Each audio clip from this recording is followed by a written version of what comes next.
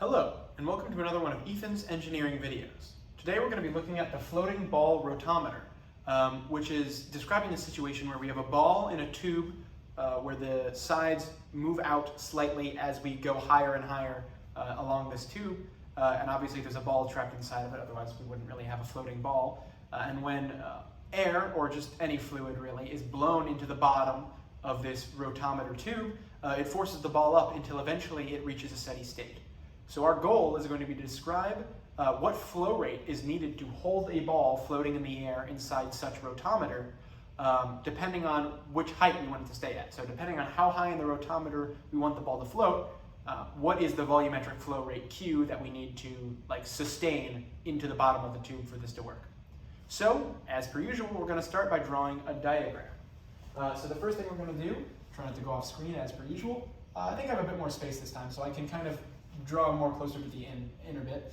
So first, as I said before, our rotometer is going to have a bit of a slope. I'm going to draw it like this, just for the sake of convenience. Again, I'm over-exaggerating the slope here. It'd be a lot thinner in real life. And then the bottom, obviously, is going to have a hole in it for the air to come in. So we're going to be blowing in here at some Q. And the bottom length right here, all the way across, is going to be D0. So that's the length of the bottom part of our rotometer. And D0 represents the diameter of our ball. So I'm going to draw our ball now. So I'll draw it like here. I've been trying to improve my drawing skills, not to, that is a horrifically shallow ball. That is more of a pancake than it is an actual ball. Let's try that again. That's better. So we have our ball here, and the ball's diameter is also D0. And obviously the bottom diameter would be D0, so the ball couldn't possibly fall out, even though this right here, the bottom of our rotometer, was just kind of for show. It wouldn't actually be there, but that way the ball couldn't fall out, essentially. And obviously whenever we're right here, which this is going to be our floating height from our base right here, I'm going to draw this line up here, that's going to be our H. So some random height we've picked, this is where we want to sustain our ball. And then the diameter here, like the width across from here to here, is going to be D. So some random height we pick, H, has some diameter of the tube D, and then of course that's going to be compared against the diameter of our ball, D0. The other thing that's important is just going to be some terminology. So we're going to name 3 spots in this rotometer relative to the ball. So the first one is going to be point 1, which is going to be beneath our ball right here. The second one is going to be right in this dot right here, where the diameters kind of line up. And that's going to be our, we'll draw a little arrow, that's our point 2. And then above our ball, beyond it, is just going to be point 3. So obviously each of these points have their own pressure and velocity of fluid going through them. So 3 is going to have P3 and V3, 2 is going to have P2 and V2, and 1 is going to have P1 and V1. But our volumetric flow rate is going to stay constant no matter where we are looking in this tube, because all of the air going into the tube has to continue through the tube because it can't go out backwards, because we're not allowing it to, just by the sake of our simulation and to have it be logically consistent. So how do we relate Q to H? Because obviously they are related. I said they were related, so now we have to solve for it. Well, the easiest thing we can do is to define Q first. So that's where we're going to start. We know that volumetric flow rate is equal to the velocity of fluid.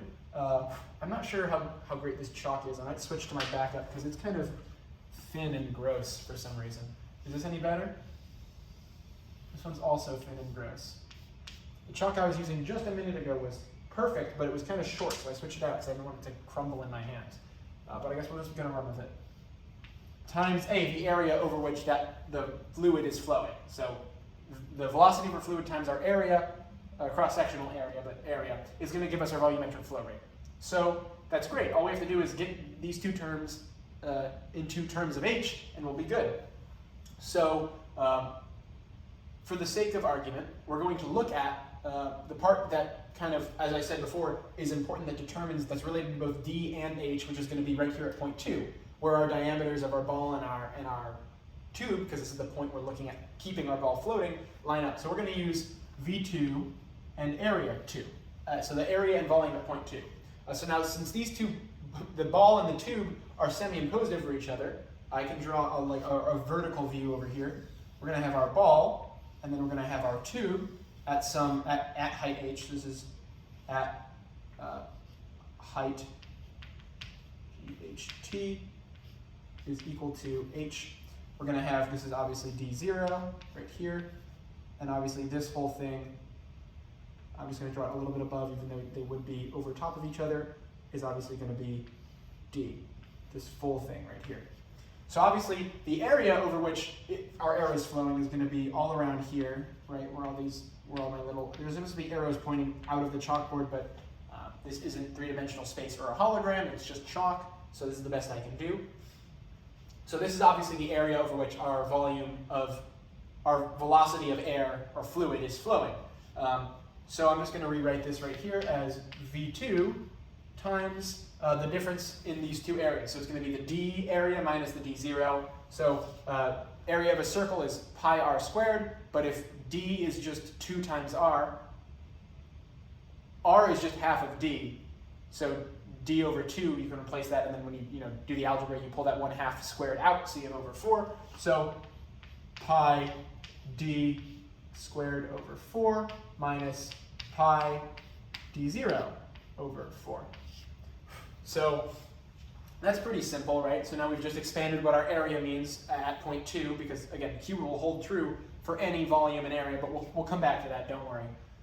But as you can see here, we've expanded our area to be defined to the location of 2. So now all we have to do is get both of these in terms of h. And for the diameter, it's pretty easy, because obviously, as we can see here, there's a right angle here between where we start and where we end. So the walls of our rotometer are are slanted at a constant slope, right? It's not curved out or anything. So if we were to draw this triangle and do a bunch of math with trigonometry, we could, but alternatively, we could just use a trapezoid. So I'm going to draw this trapezoid view up here. So this is going to be our D, and it's going to have some slope here, and goes to our D0, and obviously this is very, very exaggerated. But if we were to move between these two, since our H is connecting them right here, and we know that they're linearly related by some constant slope of the walls, it's pretty easy to say that D is just equal to D0 plus whatever that slope is, we'll call it M for the slope, times H. So that's a really easy thing we can do to get D in terms of D0 and H, which again is what we're looking for. Since D0 is some constant, we don't have to worry about that. And then M is some slope, which obviously you'd have to experimentally measure, but it's not necessarily an unknown. You don't have to solve for it. So we can just plug this right in here, and then we'll be good to go, because we'll have it in terms of H, right? So V2 multiplied by, actually I'm going to pull that pi over 4 out, since it's a constant.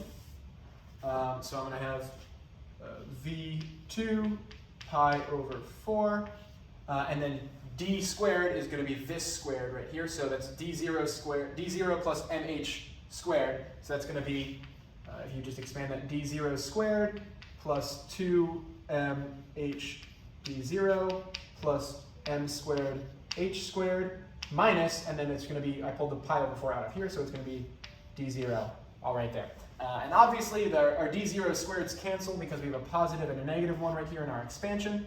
So those two cancel. Yeah, this chalk really sucks. This is really getting on my nerves, but I don't want to restart because this video is going well so far. Anyway, so we're looking at this right here. And we have that, so we can rewrite this once again, which I think I'm going to do. I'm going to pull stuff out because we're going to make an assumption here. This is one of the several assumptions we're going to be making throughout this thing. As I said before down here, our slope is greatly exaggerated in both of our illustrations. In all practical cases of actual rotometers you can buy, the slope is very, very gradual. It's very, very close to non-existent. As you go up in height, there is barely any difference in the diameters. So when you square that already small number m, we're going to assume that m squared is approximately 0. So what that's going to do is that's going to wipe out our whole m squared h squared term, because m is a small slope, a very small slope, so squaring it makes it approximately 0, so we're just going to get rid of it. So we're going to be left with q is equal to v2 times pi over 4 times 2mh d0. So it's just going to be pi m d0 over 2 times h. And we put a box around that, and we're good, right? Because we have q in terms of our h. We're thumbs up, we're all good, we found it. Once again, that was a prank. Obviously, we know what pi is. That's just a constant in the truest sense of the word. 2, we also know. Slope m is something we can measure directly, and h is what we want to get our equation in terms of, and d0 is a constant as well. But we're still kind of stuck with v2 here.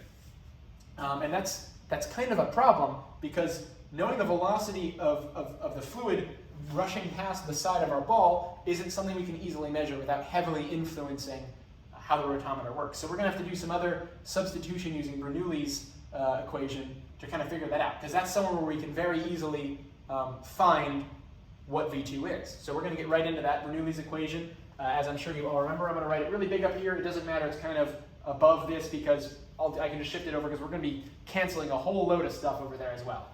So got to know this from memory.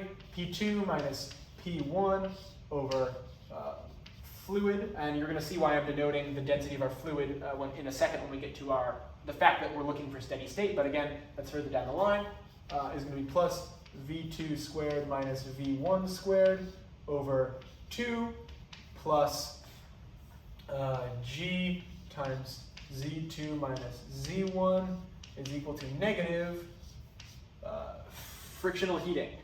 So that's our Bernoulli's equation. Ta-da, big standard. We know this very, very well. Now on to our assumptions, because this is the general form, and this is always the point at which at least I like to standardize just to keep myself thinking straight. This is where I like to make assumptions. So the first one is pretty common. We do this a lot in this class. We're just going to assume that our frictional heating is 0. So we're just going to wipe that half of our equation out. The other thing we're going to do is assume that our rotometer just isn't that big, and so changing height throughout the tube isn't really going to affect the total, like, I guess, energy, and you know, it's just not going to affect the system terribly much. So we're going to assume that this whole term is also going to be approximately 0. So what does that really leave us with? Well, since we're going to be solving for V2, I'm just going to move this whole thing over. So we're going to get V2 squared minus V1 squared over 2 is equal to, since we're moving this over, we're going to have to flip it to be P1 minus P2 over rho F. So we're just gonna keep solving this down.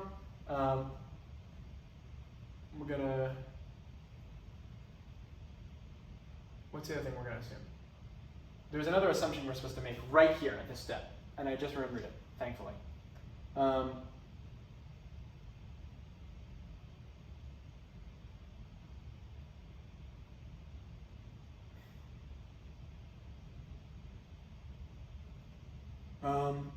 Oh, the other thing we're supposed to assume is about V1.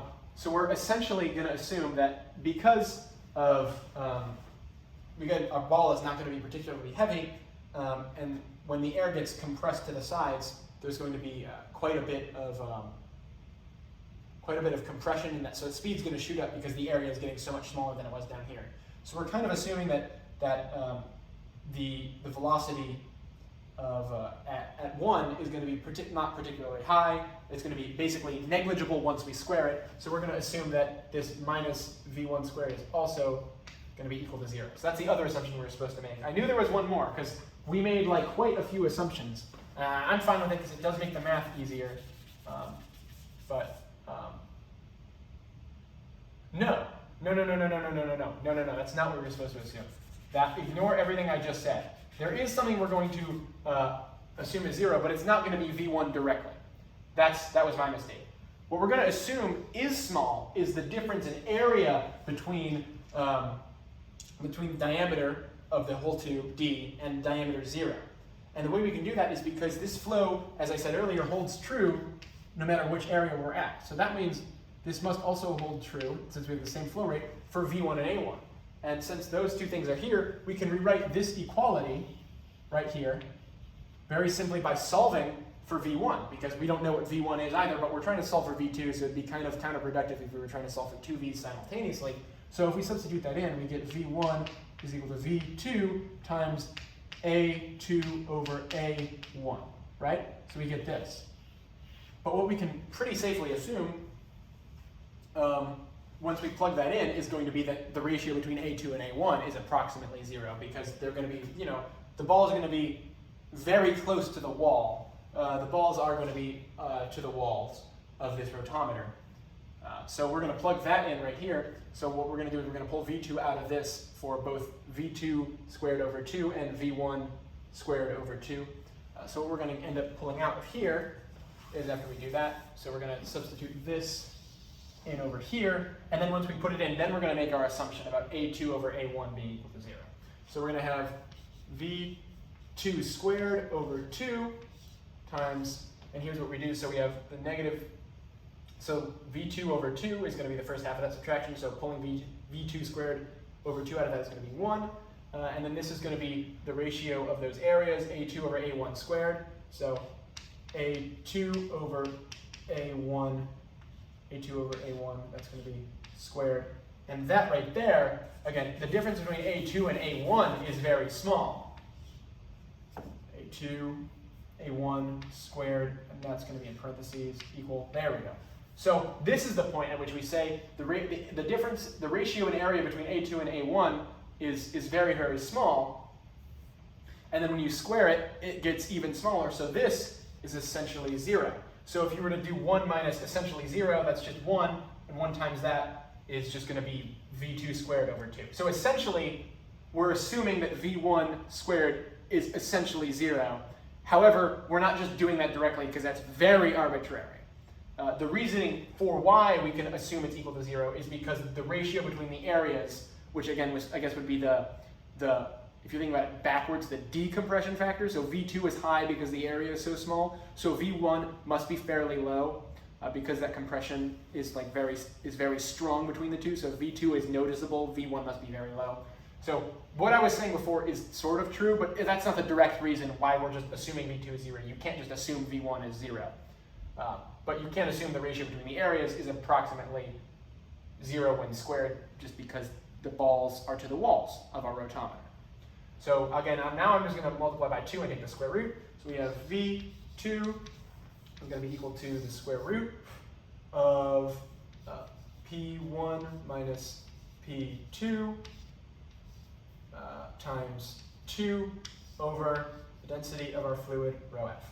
So here we go. Now we have our V2. So we just plug that in over here, right? And now we're done because, right, we had it in terms of V2 and H, so now we've got V2 in terms of our pressures and our density, which is a constant we know, so now we're good, right? If you said yes, I faked you out again because we're not. Because although we've gotten out our Q out of terms of V2 once we plug this in, of course, we're still in terms of P1 and P2, which isn't particularly helpful because we don't know what the pressure is beneath or beside the ball in our rotometer. But that's the part where the fact that we're looking for floating, like a steady state ball, really, really comes into play. Because over here, I'm just going to try to stay on screen. Because it's steady state, we know the net force, right? The sum of our forces must be equal to 0. Which means that whatever force is propping our ball up must be exactly equal to whatever is the weight, whatever is pulling the ball down, which in this case would be its effective weight. So it's effective, the weight of the force of mass 0, and I'm going to use 0 for O for observed. So the observed mass is going to be equal to the pressure force. So this is going to be like pushing it down. Its observed mass, the weight, its observed weight, which is the force of observed mass, and the force of pressure pushing up have to be equal. So what is the force of observed mass? Well, that's going to be observed mass times gravity, and the force of pressure is just going to be the pressure multiplied by the area. So now we have to kind of apply these terms to the situation we've described here. So the observed mass, well, the easiest way to do that, when I say observed, I'm going to say because our ball doesn't have to necessarily be being blown on by air, it could be being pushed by water in a tube, that the density of the ball and the fluid come into effect because there's buoyancy forces that are kind of reducing the weight of the ball. Like that's why it's mass observed and not force of mass, like just plain weight. So the way we're going to do that is by converting mass into, I'm just going to kind of put an arrow here that's going to be density times volume. So we're going to convert mass into the density and volume of our of our ball. So the density is going to be the observed density times the volume. That's why it's PO, P observed. So it's going to be the density of our ball minus the density of our fluid, because again, the fluid is going to reduce, the difference between those two densities is going to affect its observed mass. Multiplied by, well, the volume of our ball is pretty easy. We know that volume is 4/3 pi r cubed. And since, again, the radius is half of the diameter, we can cube the 1/2 on the bottom to make it an 8. And then when we pull that 1/8 out to the 4/3, it's going to cancel with that. So we're going to have a 1/2 on the bottom times 1/3 that's left behind. So it's going to be pi over 6 d cubed, right? 1/6 pi d cubed. So that's going to be, and then times g is going to be equal to, so this is our volume right here, this pi 6 d cubed. This is our density, so density times volume equals mass. And then this is going to be the force of gravity, obviously. And then our pressure over the area is actually going to be a difference in pressure. Because again, if you think about it, there's a pressure up here at 3 and a pressure down here at 1. And obviously the pressure down here at 1 is pushing the ball up, but whatever the resultant pressure at 3 is, it's going to be pushing back down. So this isn't just going to be a plain pressure, it's going to be actually a delta P when you think about that. So when we do that, it's going to be P3 is going to be, it's going to be P1 because that's going to be pushing upwards, minus P3, because again, remember I said positive is up and positive is down. So these two have to be equal in their own directions. So positive, so P3 times the area. Well, just like before, the area over which it's acting is just going to be the surface area of our ball, I believe. Yeah, it's going to be the surface area of our ball. So it's going to be, just as it was before, pi d squared. I forgot to make this a d squared. Just caught that really quickly, but I still did that subtraction because I knew in my head it was 2d squareds, but good, I just noticed that when I went over to check to make sure I was doing my thinking right. Pi over 4 d cubed, d squared, 2 pi r squared, so it's going to be pi over 4d squared. So this right here, you might be looking at this and saying, okay, like that's a neat equality, but that doesn't really help because what we had over here is pressure in terms of 1 and 2, and now we have pressure in terms of 1 and 3. So we'd still have to figure out pressure 2 and pressure 3, so how does this equality really help us? And that's going to come back to our diagram, so I'm going to mosey on over, and we're going to talk about pressure drop and pressure recovery. So because this has a very, we're assuming the surface of the ball is fairly curved, right? This air is coming in here, right? And all of the air is totally fine. And then it all gets squished, so it has to move faster, right? That's how flow works. If you're going to decrease the area over which our fluid is flowing, it's going to have to flow faster to compensate. So it's getting really, really fast up here to go through this really tight area, and then it's a sudden expansion from 2 into 3.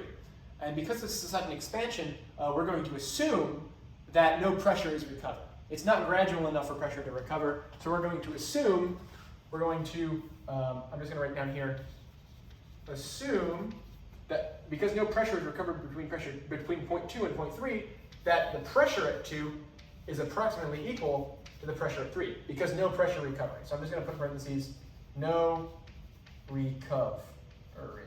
And I don't know how much of that you can see, because I'm at pretty much the edge of the screen here, but there's no pressure recovery between point 2 and point 3. So because of that, we can actually substitute in pressure at point 2 for the pressure at point 3, and just kind of make that equality. And then now we see we have overlap here between our velocity and our steady state force balance. So we also have things we can cancel, so I'll just quickly do that up here while I'm on here. This pi is going to cancel, that pi is going to cancel. The d squared is going to cancel with our cube, and that's pretty much everything. So I'm going to rewrite this with our cancellations and our substitution of P2 for P3 really quick, just to make sure we can see everything. So we have rho of ball, the density of our ball, minus the density of our fluid, and then I can multiply both sides by 2 to make it 1/3 and 1/2. So I'm just going to leave it, 1/3 and 1/2, because this is going to, I'm going to move this. The one thing I will do is I'll multiply both sides by 4 to move this 4 over. So it's 4 over 6, that cancels to 2 over 3. That's the one thing I will do here, and we're going to have dg is equal to, well, everything on that side is taken care of pretty much. So we have P1 minus P2, because again we substituted that in. And now you can see here we have described our relationship of P1 between P1 and P2. So you might be thinking, okay, Ethan, you've tricked me twice already in this video. What's the next trick, right? We're not actually done, because even though P1 and P2 goes into here, that describes V2, and V2 goes into there, right? There's some trick about how we've described P1 and P2 that has some kind of dependency. And you'd be wrong. I'm not tricking you this time. We are more or less done. Because look, P1 and P2, the difference in pressure between point 1 and point 2 is described by D, which is something that we don't particularly know. That should be D0, shouldn't it? Yeah, this should be D0. For a second, I was like, wait, we're not done, because it's in terms of D, and I've been lying. That was a double fake out. No, this should be in terms of D0, because again, it's the volume of our ball. And this also is the volume of our ball. I forgot to do it twice. That's why I still thought it canceled. Yes, it's the mass of our ball, so we need to have the observed density and the volume of our ball, which means we're going to have to use D0. And same thing over here, it's acting over the surface area of our ball. So anyway, that is D0, so that is a constant. We know G, it's gravity. We know D0, it's a constant. It's the radius, the diameter of our ball. 2/3 is a fraction.